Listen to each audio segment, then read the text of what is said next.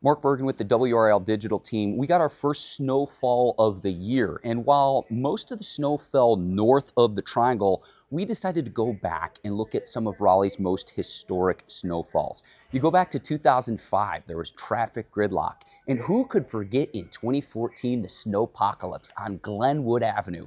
A car caught fire. There were a lot of memes with that one as well. That same year, the Duke-UNC basketball game got postponed. So when you go back, take a look at some of the Triangle's most historic snowfalls. Enjoy what we put together. Now we want to take a look back at 2005. When I hit the road today, this is exactly what I thought of. I was like, oh no, here we go again. But this is the gridlock that we experienced in Raleigh back in 2005. A little bit of snow came down. Everybody tried to leave work at once. But the difference that time was that schools were in session. So we had kids on school buses, and we had parents trying to get to them, and we had some schools that were even still holding students overnight. And it was hours and hours and hours of people being on the road. And we're still hearing really bad stories now of people spending 3, 4, 5 hours on the roads tonight trying to get home. But this was 12 hours and even more. It was a horrendous time, and it's why we're staying on now, just to kind of help people keep this in perspective of how difficult this is. Because as soon as you got on the road today, you started sliding around a little bit because the snow was just coming down so fast, and it got icy really, really fast. And you can't go around cars that are stuck. A winter storm slams the Triangle and beyond. Our coverage of this winter weather continues on WRAL, including a unique view of the road conditions through Drive 5. Hello and thanks for joining us on a snowy day here in North Carolina. I'm Gerald Owens. And I'm Deborah Morgan. We have hundreds of closings in our system. Let's get right to the school closings for tomorrow morning. Wake County made the decision just before 5 o'clock this evening to close all schools tomorrow. Also tomorrow, Chapel Hill, Carrboro, Chatham County, Clinton City Schools, Cumberland County, and Durham Public Schools all closed. As well as Edgecombe, Franklin, Granville, Halifax, and Harnett County schools closed. Hope County, Johnston County, Lee, Mecklenburg County, Virginia schools, Moore County all closed. Nash, Rocky Mount schools, Northampton, Orange, Person, and Sampson County schools closed as well. Vance County, Wake County, Warren, Wayne, Wilson County schools all closed. You can see the list of all the closings scrolling at the bottom of your screen, and you can also find the complete list anytime on WRAL.com. Now, on the negative side of all of this, at least one deadly crash is being blamed on the storm tonight.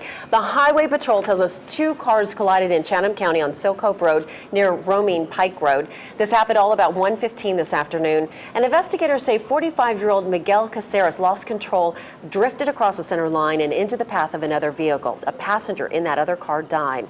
And Caceres has been charged with misdemeanor death by motor vehicle. We've seen snow, sleet, freezing rain, all of that today. People wondering, when is the precipitation going to stop? Let's check in with Chief Meteorologist Greg Fischel now for the answer. Greg? All right, Gerald, and it may actually stop temporarily, but that's the key word here, is that we may have another bout of perhaps significant winter weather to deal with during the day tomorrow, if only for just a few hours. Let's go on ahead and show you the radar right now, and as we time-lapse this, you can see the movement from south-southwest to north-northeast, and also notice that even though the activity has filled in the last few hours, now we're beginning to see yet another break south of Fayetteville, and so the coverage on this may temporarily abate and become rather insignificant as we head toward late tonight. Now, let's take a look at the overall surface pattern. A couple of areas of low pressure, one in northern Florida, another one off the South Carolina coast. The two will consolidate and intensify into one big storm off the Delmarva Peninsula coast, but the moisture wrapping around that may give us yet another shot of rain and or wet snow for a time tomorrow afternoon that could actually accumulate in some areas. How are we doing temperature-wise? We've definitely warmed up. In fact, temperatures in eastern Wake County now are above freezing. It's up to 29 at RDU and 51 at Hatteras. It looks like temperatures will continue to inch upward for the next couple of hours and then level off. And then tomorrow, before that second batch of precipitation gets in here, could actually get above freezing across a good part of the area. We'll talk more about that in just a little bit. But first, let's go to Nate Johnson, who has been following the traffic situation all day long. How does that stand tonight? It's actually looking better, and I say better relatively speaking compared to where we were a few hours ago. As we take a look at I-95, I-85 rather, at US 70. This is in Durham County.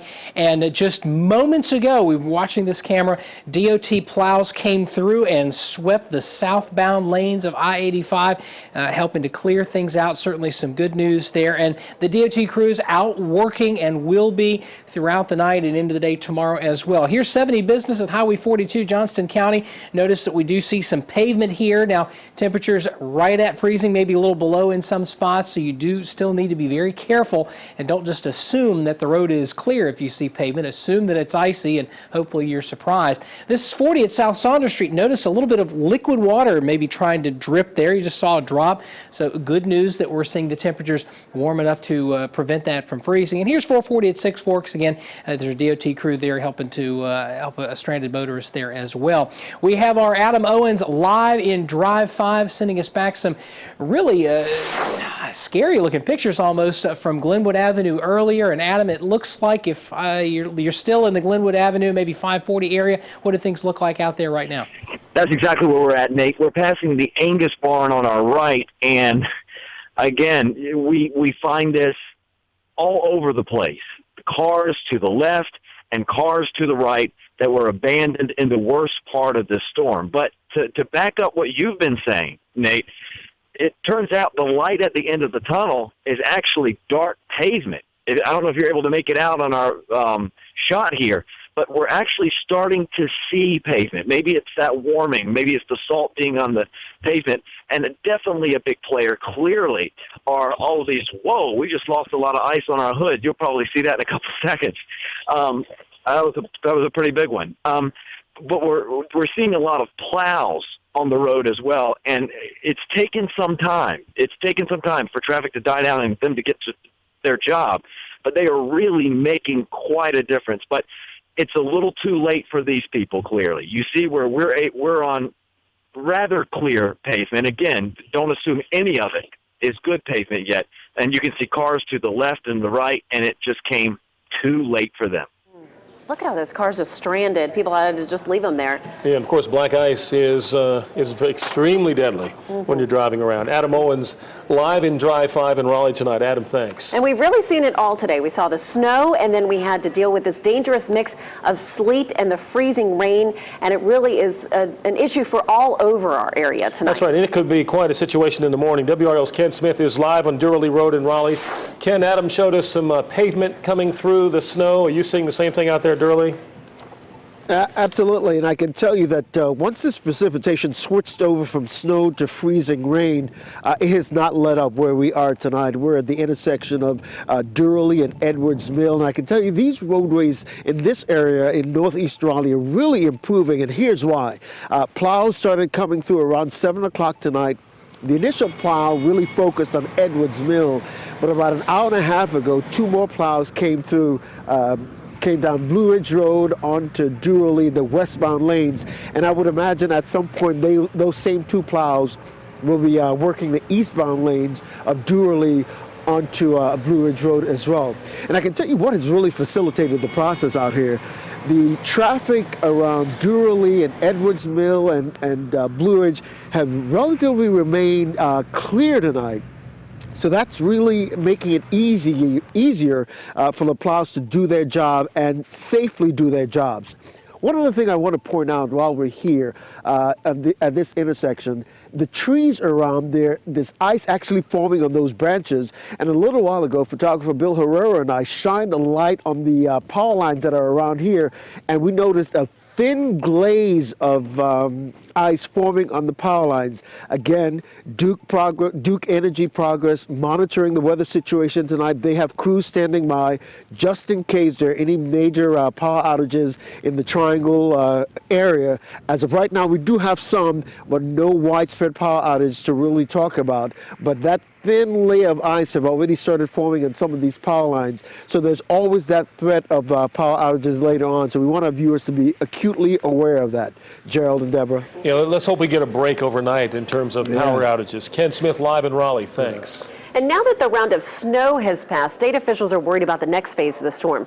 Governor McCrory told WRAL this evening he's most worried about the impact of ice on trees and power lines. And so power outages and keeping people safe and warm, especially in our shelters, is our greatest concern during the next 48 hours. As I stated earlier today and yesterday, the next 48 hours we're going to be tough.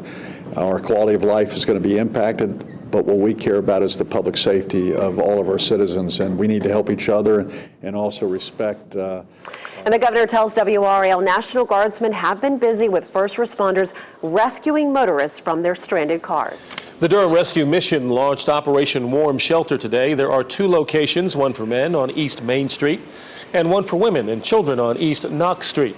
These are people who really need a place to stay in weather like this. The organization is making emergency space for the homeless and those without heat. Aside from the snow, one reason the roads were such a mess today, the fender benders were not moved off the road. Raleigh police have some advice on when to call 911 to report an accident. Only call 911 if there is a serious injury or the vehicles cannot be moved. If the cars are movable, RPD suggests getting them off the road and trading insurance information and license information with the other driver. If you want a police report for insurance purposes, you can call the police desk at this number, 919-996-3335, and you will receive a delayed report. Stay with WRAL for up-to-the-minute winter weather coverage. Our live reports will continue in the morning. We're going to continue here tonight until about 11:30. We will also have team coverage across our viewing area starting at 4:30 a.m.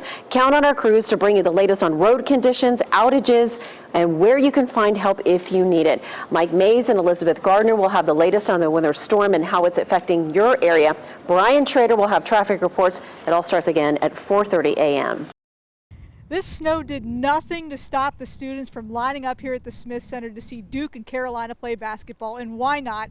It is one of the greatest rivalries in all of sports, so that's why they were so disappointed when the game didn't happen. Painted up for this game. They canceled on us. All painted up and nowhere to go. I've never hated Duke more in my life. You know how this story goes. They walked uphill barefoot in the... Wait, that guy took a bike? Got here at 2 o'clock. I rode my bike down here. And it's about a 40-year-old bike, and I'm about to ride it back up. I'm really upset because I walked in the snow for an hour to get here because no buses were running, and I have to go walk an hour back home, so I'm not very excited. Riding, walking, sliding in the snow for no reason. The students waited for hours only to hear the game would not be played.